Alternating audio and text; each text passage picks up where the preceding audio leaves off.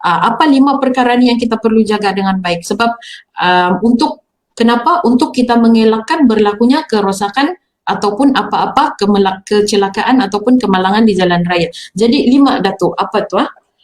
Okey. Tip yang paling mudah, paling senang nak jaga kereta.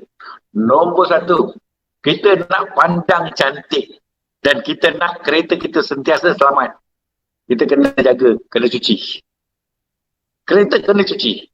Kereta kena bersih. Baru kita seronok.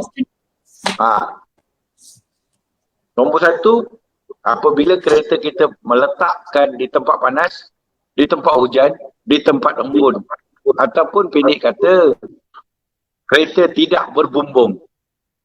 So kita parking dia panas, hujan. Setiap pagi, kita kena ambil 3 botol air. 1 botol atas bumbung, 1 botol atas bonet air belakang, 1 botol di bonet depan. Curahkan saja, tinggalkan. Sewaktu nak meletak, waktu malam. Dan waktu pagi, kita ambil lagi 3 botol. Kita curahkan lagi 3 botol air tadi. Tempat yang sama. Ini adalah untuk menghilangkan asid embun yang berada di atas bumbung kenderaan tadi. Agar cat kereta kita tidak rosak. Ini untuk jaga cat. Kedua, kita nak kereta kita best. Dan kita kena servis regular. Iaitu bagi minyak pelicin bermineral 5,000. Semi sintetik 10,000. Fully sintetik 15,000. Jadi kalau kereta kita terlebih 500 sahaja. 5,500. Jangan sampai 6,000. Jika sampai 6,000, 1,000 itu adalah minyak bahan bakar yang sama harga dia dengan minyak pelicin yang untuk mineral. Jadi jangan kita abaikan. Kalau kita abaikan, tak apa. Yes. Bila kita abaikan, kita nak, tak apalah 6,000, tak apa 7,000. 7,000, dia boleh beli 3 botol lah minyak mineral. Jadi kena selenggara dengan masa yang betul. Jangan ikut masa, bulan, kena ikut kilometer. 5,000 kilometer, 5,000 kilometer. 10,000 kilometer, 10,000 kilometer. Kita kena selenggara. Dan minyak pelicin tidak boleh tukar suka-suka hati. Tak boleh. Minyak pelicin hari ini jenama A, besok jenama A, bila-bila pun jenama A. Tak boleh. Hari ni A, besok lain kali B, lain kali C. Jahanam lanjut, dia akan memendekkan jangka hayat kereta. Sebagai contoh, kita bagikan 10 perempuan, suruh buat 10 kek. Bagi ingredient semua sama, kek tersebut. Akhirnya nanti ada 10 macam kek yang keluar. Yang hitam, yang coklat, yang nipis, yang tebal, yang macam-macam bentuk ada. Yang hangus pun ada. Jadi minyak pelicin samalah seperti itu. Jangan ditukar-tukar. Tak boleh. Dengan menggunakan minyak pelicin ini, jenama yang betul untuk memberikan impact kepada enjin kita punya performance, iaitu dipanggilkan mid-range power, power band, idling speed, start dengan idling speed, mid-range power, power band dan top speed. Ini akan memberikan pulangan yang baik waktu lonjakan, iaitu dipanggilkan G-force. Dengan penggunaan minyak yang betul, kereta kita sentiasa bertenaga. Yang ketiga, kita kena perlu selenggara tengok tentang air. Jangan masukkan air hujan, tak boleh. Air pipe yang mengandungi klorin, tak boleh. Air yang kita tak tahu dia tu air apa, air sit ke atau air yang tak boleh ke, tak boleh. Jadi kita kena masukkan air pipe yang telah dimasak, mungkin 10-20 minit tinggal, baru kita masukkan dalam tangki.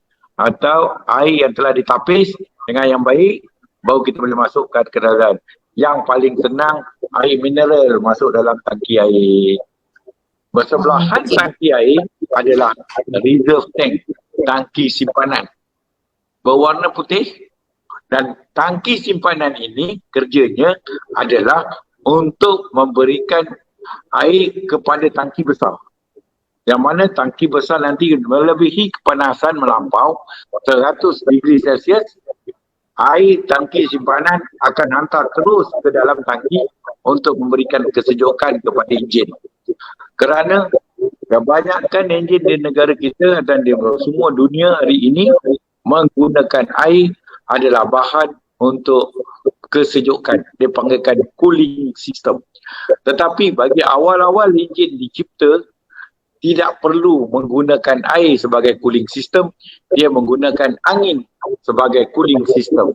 Dan waktu dia statik menggunakan kipas. Itu perbezaan dia. Dan keempat, kita kena jaga adalah keselamatan tayar kereta kita. Tayar kita ada 4 biji untuk kereta. Jangan ada 4 tekanan angin tayar.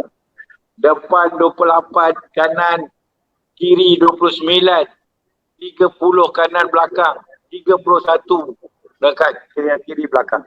4 tayar, 4 tekanan. Tak boleh. Apabila kita membrake dalam keadaan jalan basah, tekanan tayar yang tak seimbang akan menarik kepada yang kurang tekanan. Yang lebih tekanan tu dia lebih ringan. Yang kurang tekanan dia lebih berat. Dan dia akan menarik. Apabila menarik, dia akan menarik ke kanan atau ke kiri menyebabkan kereta mudah berpusing. Lagi-lagi panik.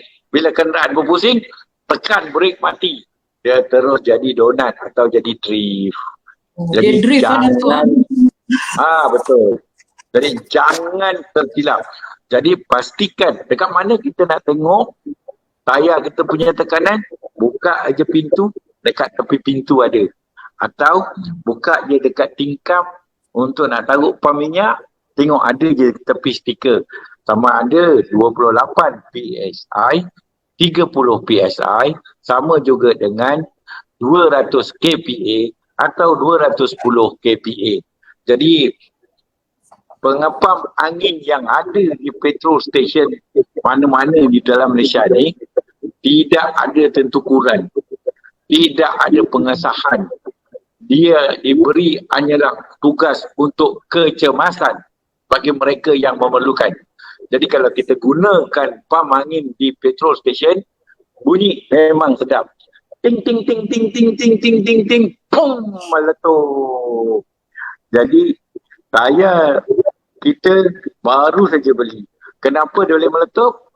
Sebab sewaktu pemasangan, waktu kita bawa, waktu kita naik, kita tidak lihat tarikh tayar tersebut. Jadi kalau kita tengok tayar kita ada 4 digit nombor tu, contohnya 2520 nombor tu. Dia timbul. Dan nombor 2520 itu bererti 25 adalah minggu, 20 itu adalah tahun. Jadi tahun 2020 mana kereta tayar baru.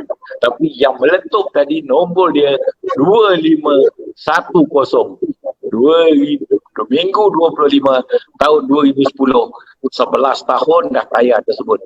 Jadi itu sebab dia meletup. Itu sebab kita beli dapat 50% diskaun. Jadi hati-hati bila membeli tayar. Jangan jadikan tayar sebagai pembunuh. Kerana tayar dia adalah nyawa ketika dia bergerak. Tanpa tayar, kereta tak boleh bergerak. Kerana tayar hari ini, dia adalah amat penting kepada kenderaan. Ada tayar, kita duduk tak ada suspension. Dan yang terakhir, yang kelima adalah kita punya sistem keseluruhan pada kenderaan. Sama ada sistem aircon, sistem visual, audio sistem, supaya kita tidak ada stres ketika memandu. So dalam kita memandu, kita boleh dengar lagu. Oh, hari ni hari Isnin boleh dengar Datuk dekat IKIM FM. Oh, hari Selasa boleh dengar Datuk di Perlis FM. Atau hari Jumaat boleh dengar di KL FM dan seterusnya. Jadi apabila kita memandu, kita ada audio system, kita boleh rasa feel of driving tu berbeza. Dengan kita senyap, fikir, sekali kita akan rasa mengantuk. Bila mengantuk, inilah dia akan dipanggil micro sleep. Micro sleep ini hanya seminit saja, tertidur. Go to Paris. Kalau duduk kat Perak tu, Paris cakap apa tahu? Go to Paris. Betul.